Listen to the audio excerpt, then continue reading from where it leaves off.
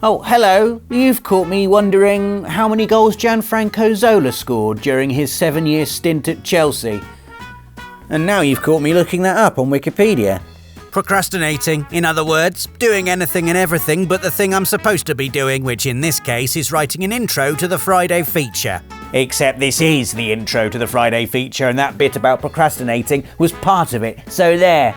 Self-congratulatory meta gags aside, I've noticed this kind of doing everything but behaviour seeping into my gaming as well. It's always taken me far longer than everyone else to finish games, something I'd explain away as me being of refined taste, and so taking the time to stop, slowly pan the camera, and appreciate every game I play.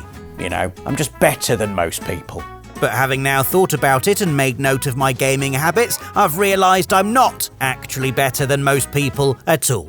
There's simply a list of 7 things I like doing that I hope you like doing as well, otherwise I'm going to feel way worse than most people. Here then are 7 things gamers love to do instead of actually playing games.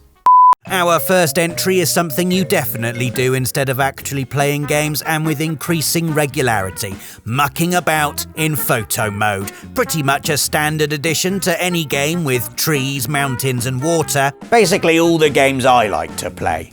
Photo mode has become a thing unto itself, encouraging an explosion of creativity from in-game photographers and also liberating characters from the shackles of their often moody narratives. For instance, in God of War Ragnarok, a serious game about fatherhood and fighting a corrupt deity, Kratos is more than happy to pose and make silly faces for the camera. Same with Aloy in Horizon Forbidden West. Yes, the world needs saving, but first, pose! The problem with photo modes is that they're so good, it's not uncommon for me to spend more time messing about with f-stops and canted angles than playing the actual game. Especially when it comes to landscape photography. You know, photo modes have essentially legitimised my habit of stopping to look at the scenery, formalising it into a highbrow creative endeavour that I regularly threaten to turn into an actual Instagram page for in-game digital shots, while soliciting the enthusiastic approval of colleagues who do an admirable job of pretending to care. So, it would just be like a series of in-game landscape photographs. Yeah. The kind of thing that if you were a non-gamer, you might stumble across it and you might look at it and think, oh look, that's genuine landscape photography. The kind of thing you might not even think is from a video game. Yeah. And it could even get to the point where, you know, if it's good enough, you could even like petition National Geographic to open up like a video game category in their annual photography awards. Yeah. I think you should probably just finish Death Stranding first. Yeah. Entry 2, pausing the game, not to look at pretty things, but to listen to brilliant music. Oh, the pain of enjoying a good soundtrack before said soundtrack has officially released. I felt this keenly while playing Final Fantasy VII Rebirth earlier in the year. I'd waited nearly 4 years for the game, but somehow the subsequent 2-month wait for the soundtrack was even harder to endure. The better the soundtrack, the worse the pain, and Rebirths is an absolute banger. And so sometimes you've just got to open that menu, turn up that volume, and sacrifice precious game time for the benefit of your ears. I loved the reworked Cosmo Canyon theme so much that I turned my TV up full blast so I could listen to it while doing the washing up 2 rooms away, a chore I cannot even contemplate without pumping something pleasurable into my ears, although on this occasion it did make scrubbing the crockery a bit too emotional.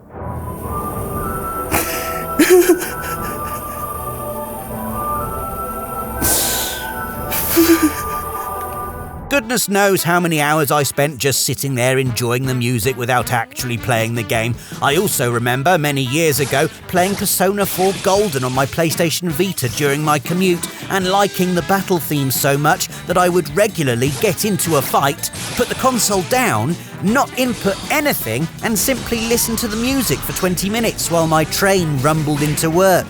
Anyone else do this?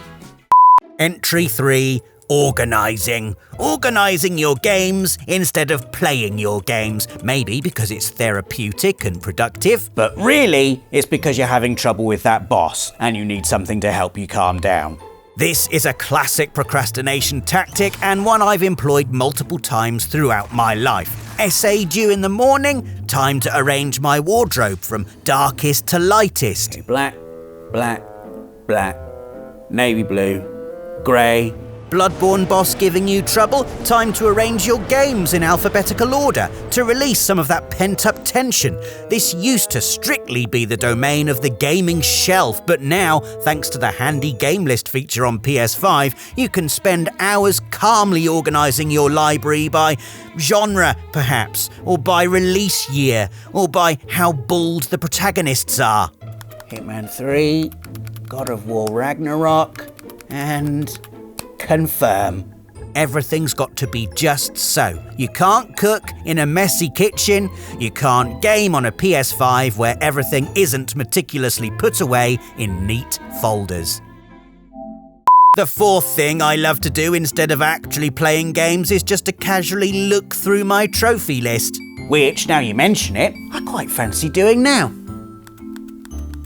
Finished.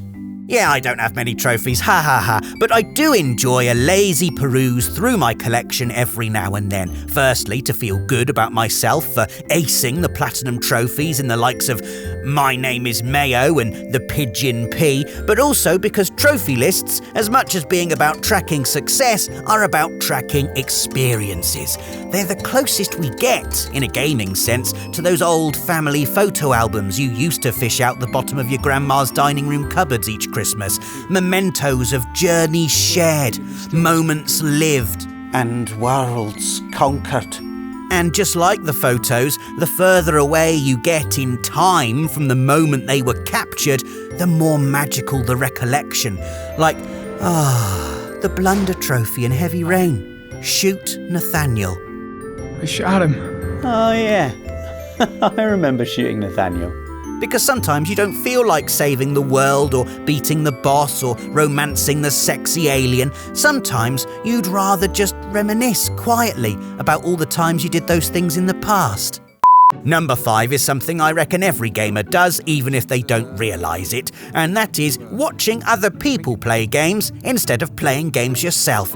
Honestly, this is great, whether you're doing it in person, i.e. watching a sibling or a friend playing something, or hopping online to watch your favourite YouTuber. I say favourite, whichever one it is you like the best after me. Personally, I do both these things. I used to watch my sister playing games back in the day. We'd each be working our way through a separate Final Fantasy title, and so if I wanted a break from grinding Cloud and the gang to level 99 in my quest to defeat Emerald and Ruby Weapon, I'd hop into her bedroom and watch her playing Chocobo Hot and Cold in Final Fantasy IX for an hour or so. Or, my favourite, I'd hole myself up in my friend Darren's house, watching him play all the games I didn't own yet and that his older brothers would buy, like The Legend of Dragoon. What a summer that was. One of my favourite ever PS1 RPGs, and yet my first experience of it was watching someone else play it. These days, of course, we're free from the shackles of physical distance, able to peer at the playthroughs of others through online video. Finding a creator you like is a unique kind of comfort.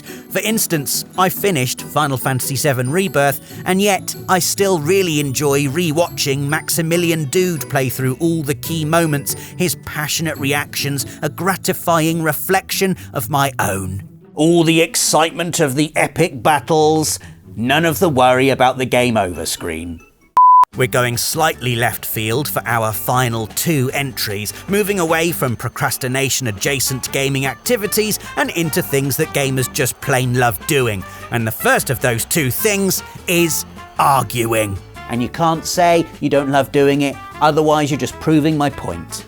Arguing in this instance is blithe shorthand for passionately defending things you love, something gamers excel at. As is often the case in these videos, I'm going to use Final Fantasy as an example because I love it and it's really good. Don't argue with me, I know you want to.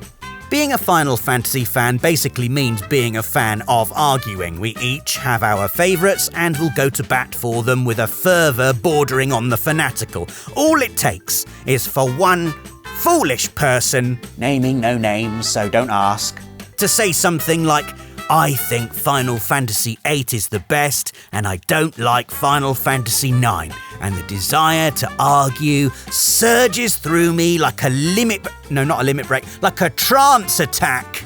Final Fantasy IX is so superior to Final Fantasy VIII. I'm really shocked, genuinely. Why? Because Final Fantasy IX, it's amazing. It's absolutely don't get me amazing. wrong, I think it's a good game, but compared to 8, it's still... 9 is like a beautiful homage to the origins of Final Fantasy. But the realism of You've 8 compared got to 8 the is so beautiful much more- it's a imagery rally game. of the... Oh no, it's not. It's There's the white mages, the black mages. It's not just an art style, but like a wonderful reference to the origins of the series. Like it's a beautiful love letter to how Final Fantasy is supposed to be. I'm sorry. You haven't even played Final Fantasy VIII. You're just reeling off a straw man argument that I've written in this script for you. So shut your... The face of a gamer having an absolute whale of a time. Final entry, a thing every gamer hates having done to them but can't resist doing to others. Backseat Gaming. Maximum lag. I gave him maximum lag! I get it, I've been on both sides of this. The pure, naked frustration of seeing someone stumble through a game you know inside out, not being able to work out things you think are obvious, dying to bosses because they haven't figured out the trick yet. So you want to do a little hop, basically? I am aware of the situation! Advice. It's a helpful advice coming out of my mouth, not Backseat Gaming. And on the flip side, you're exploring a new game at your own pace, figuring things out, learning the ropes, pushing through at a speed that's perfectly natural, and yet you've got some impatient smarty pants on your shoulder berating you for not knowing everything only someone who's platinumed the flipping game would know. Consider healing, maybe? Consider healing! Let me play the game how I want to play the game.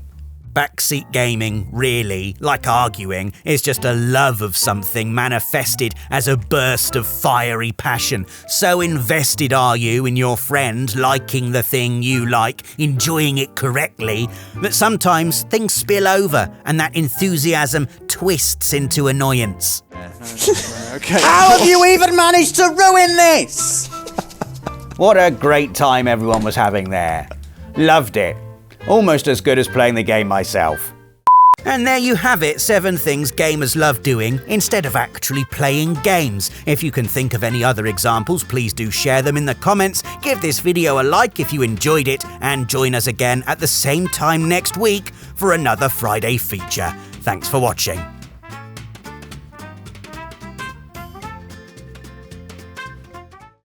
PlayStation